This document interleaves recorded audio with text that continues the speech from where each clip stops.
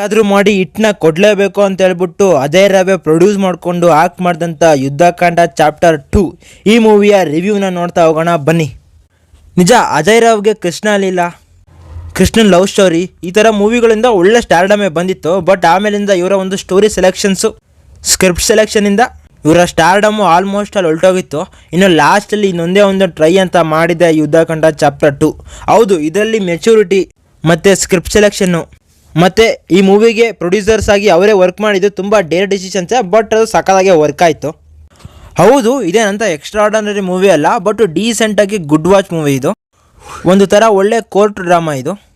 ಮತ್ತು ರವಿಚಂದ್ರನ್ ಅವರ ಯುದ್ಧಕಾಂಡ ಅದು ಆಗಿನ ಟೈಮಲ್ಲೇ one of the best court drama movie.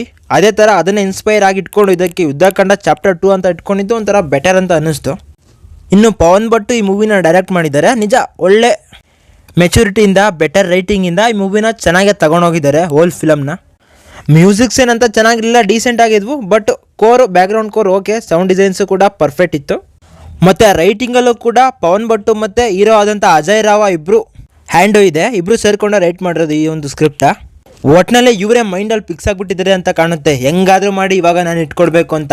ಅದಕ್ಕೋಸ್ಕರ ಕಷ್ಟಪಟ್ಟು ಇದನ್ನು ಬರೆದು ಸ್ಟೋರಿನ ರೆಡಿ ಮಾಡ್ಕೊಂಡಿದ್ದಾರೆ. ಅದೇ ಥರ ಮೂವಿನೂ ಕೂಡ ಶೂಟ್ ಮಾಡಿ ರಿಲೀಸ್ ಮಾಡಿ ಪ್ರೆಸೆಂಟ್ಲಿ ಒಂದು ರೇಂಜಿಗೆ ಡೀಸೆಂಟ್ ಹಿಟ್ನೂ ಕೂಡ ಕೊಟ್ಟಿದ್ದಾರೆ.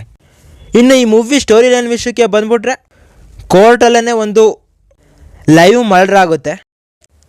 ಆ ಮರ್ಡರ್ಗೆ ಕಾರಣ ಏನು ಮತ್ತು ಈ ಮರ್ಡರಿಂದ ನಿವೇದಿತ ಯಾವ ಥರ ಆಚೆಗಡೆ ಬಂದರು ಅನ್ನೋದೇ ಈ ಮೂವಿಯ ಮೈನ್ ಫ್ಲಾಟ್ ಲೈನು.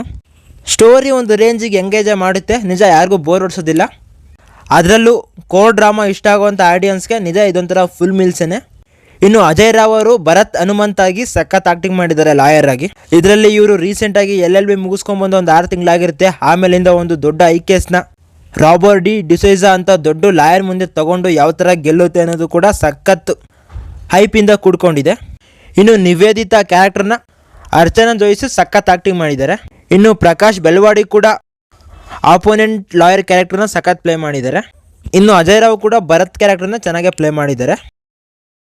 ಒಟ್ಟಿನಲ್ಲಿ ಈ ಮೂವಿ ನೋಡೋದ್ರಿಂದ ನಿಮ್ಗೆ ಒಳ್ಳೆ ನಾಲೆಡ್ಜ್ ಬೆಳೆಯುತ್ತೆ. ಅದೇ ಥರ ನಿಮಗೆ ಟೈಮ್ ಪಾಸು ಕೂಡ ಆಗುತ್ತೆ. ಟೈಮ್ ಪಾಸ್ ಎಲ್ಲ ಆಗೋದಿಲ್ಲ, ಸ್ವಲ್ಪ ನಾಲೆಡ್ಜ್ ಗೇನ್ ಆಗೋ ಚಾನ್ಸಸ್ ಇರುತ್ತೆ. ಹೋಗಿ ಟ್ರೈ ಮಾಡಿ. ಅಮೆಝಾನ್ ಪ್ರೈಮಲ್ಲಿ ಅವೈಲೇಬಲ್ ಇದೆ. IMDb ರೇಟಿಂಗು 7.3 ಇದೆ. ಹೌದು, ಸ್ವಲ್ಪ ಫಸ್ಟಲ್ಲೂ ಲಾಸ್ಟಲ್ಲೂ ಕಮರ್ಷಿಯಲ್ನೆಸ್ನ ಆ್ಯಡ್ ಮಾಡಿದ್ದಾರೆ. ಅದನ್ನು ಆ್ಯಡ್ ಮಾಡಿಲ್ಲ ಅಂದರೆ ಇನ್ನೂ ರಿಯಲಿಸ್ಟಿಕ್ ಆಗಿರೋದು. ಬಟ್ ಓಕೆ, ಒಂದು ಡೀಸೆಂಟ್ ಗುಡ್ ವಾಚ್ ಮೂವಿ, ಯಾರು ಮಿಸ್ ಮಾಡ್ತಾ ಇಲ್ಲ ನೋಡಿ. ಮತ್ತು ಈ ಟೈಮಲ್ಲಿ ನಮ್ಮ ಕನ್ನಡ ಫಿಲಮ್ಸು ಅಷ್ಟೊಂದು ಹಿಟ್ ಆಗ್ತಿಲ್ಲ. ಅಂಥ ಟೈಮಲ್ಲಿ ಫಿಲಮ್ ಬಂದಿದೆ ನೋಡಿ. ಅದೆಲ್ಲ ಇದರಲ್ಲಿ ಅಡಲ್ಟ್ ಸೀನ್ಸ್ ಆಗಲಿ, ಬ್ಯಾಡ್ ಲ್ಯಾಂಗ್ವೇಜ್ ಆಗಲಿ ಯಾವುದೇ ಇಲ್ಲ. ಫ್ಯಾಮಿಲಿ ಜೊತೆ ಕೂತ್ಕೊಂಡು ಆರಾಮಾಗಿ ನೋಡ್ಬೋದು. ಟ್ರೈ ಮಾಡಿ. ನಾವು ಮತ್ತೆ ಸಿಗ್ತಾ ಇರೋಣ. ಬಾಯ್.